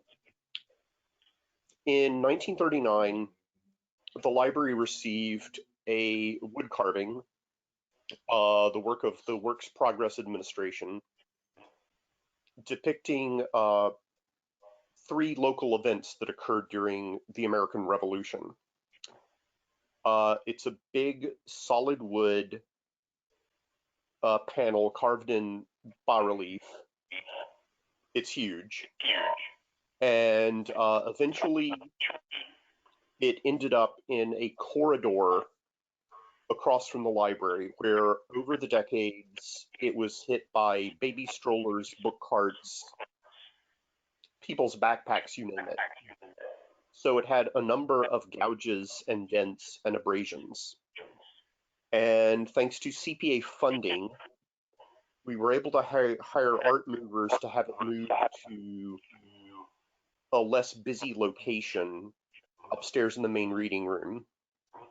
And we were able to hire Christine Thompson of Salem, a nationally known wood art conservator who's trained at the Smithsonian and has done consulting work for the House of the Seven Gables and James Madison's home, Montpelier, to come and do the restoration work. So she and her assistant gave the wood carving a gentle cleaning. They filled in all the dents and scrapes with epoxy filler and painted over them with acrylic. And a lot of other abrasions were covered with, filled in with spackling and covered over with shellacking. And the wood panel looks completely different now. She did amazing work. And when the library is reopened to the public, I hope you can all come in and see it. And that's it. Okay, thank you. Next, we have Tricia Matthews, if you're still here. I am still here. Can you hear me? Yes. Great. Hi, everyone. I'm Tricia Matthews. I live in the Adams Magoon House on Broadway, 1783. Of course, there's a little feedback going on. I the last speaker talking about renovating and things like that because I feel like do that to this house and I do that to my floor. Anyway, my son is here with me. Okay. Anyway, I'm looking for help with windows. Today is 25 years since I bought this house. I'm a single mom with 2 kids, and the windows are in desperate need. I've been talking to Brandon Wilson for years about this, and also had a meeting with Sarah White and Mark Niedergang on discussing this. And so I just had some Google pictures that I hope I sent to Judith that she would be able to share, because they speak 1,000 words. I don't know if that's available. Judith, do you have those? I don't have those now to share, but yeah, I will share with the CPC.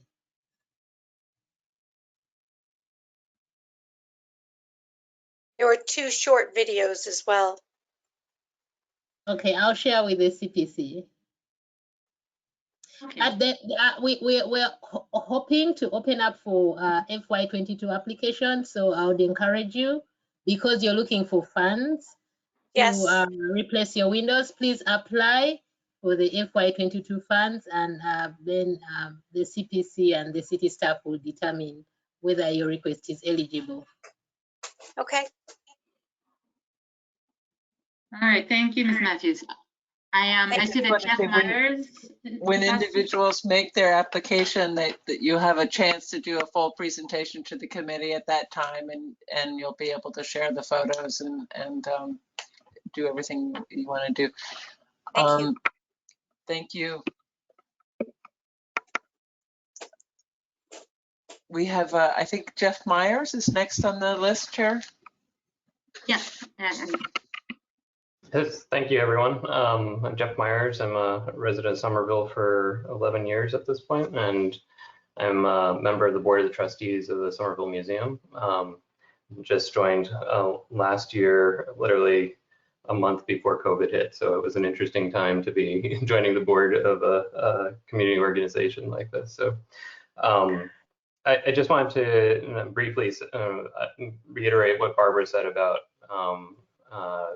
thanking the committee for it's supported the museum over the years. Like it's, we've been able to embark on the project that has been many years in undertaking, and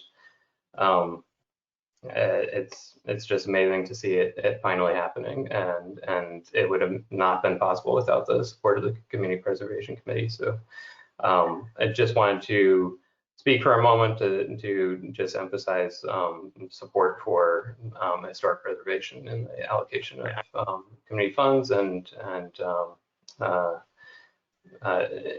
ensure that those interests are served, as well as all the other, like obviously everybody knows that the priorities are always a challenge. There's always way too many funding requests for what we want, and everybody would like to fund everything, but just wanted to emphasize the importance of the historic preservation, where funding opportunities from other sources are very challenged. So the CPC is a vital source for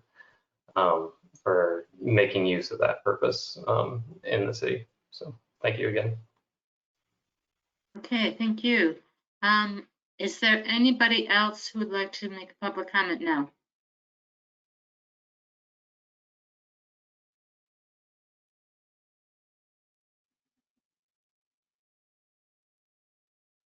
Okay, hearing none. Before we adjourn, I have an announcement to make to everybody here, which is that Judith is going to be leaving to join the City of Cambridge within the next week, I believe. And in her absence, while that slot is open, Alan Ignacio is going to take on the responsibilities of the CPA manager until they're able to hire a new one. So congratulations, Judith. You'll be missed. Thank you so much. Yeah. I was listening hard when the UEP folks, one of the recommendations was, pass the torch. Very important that the CPA manager pass the torch to the new person. So we will take that to heart during this transition phase. Okay. Yeah, so I just wanted to just a minute to really say thank you so much to the presenters. This has been incredible, the work you're doing to help the community in Somerville. Thank you for the TAP students.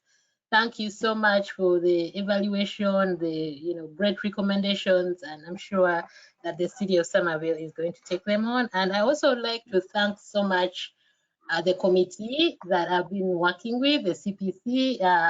Really have enjoyed working with you, and these are great memories that I'm going to carry with me to the City of Somerville. I have been offered the position of a federal grants manager for the City of Somerville, so I hope that our paths will cross. But also a really big thank you to Alan, my supervisor, who has been incredible and supportive. So I would like to thank everyone and the community for taking time to come and be part of this public hearing. Thank you so much. Thank you, Judith. Alan, you said you want to make a comment?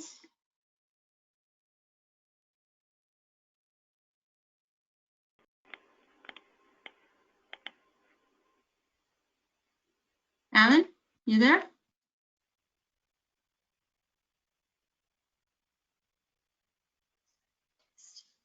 Yeah, so he sent me a message. I don't know, maybe he's either muted or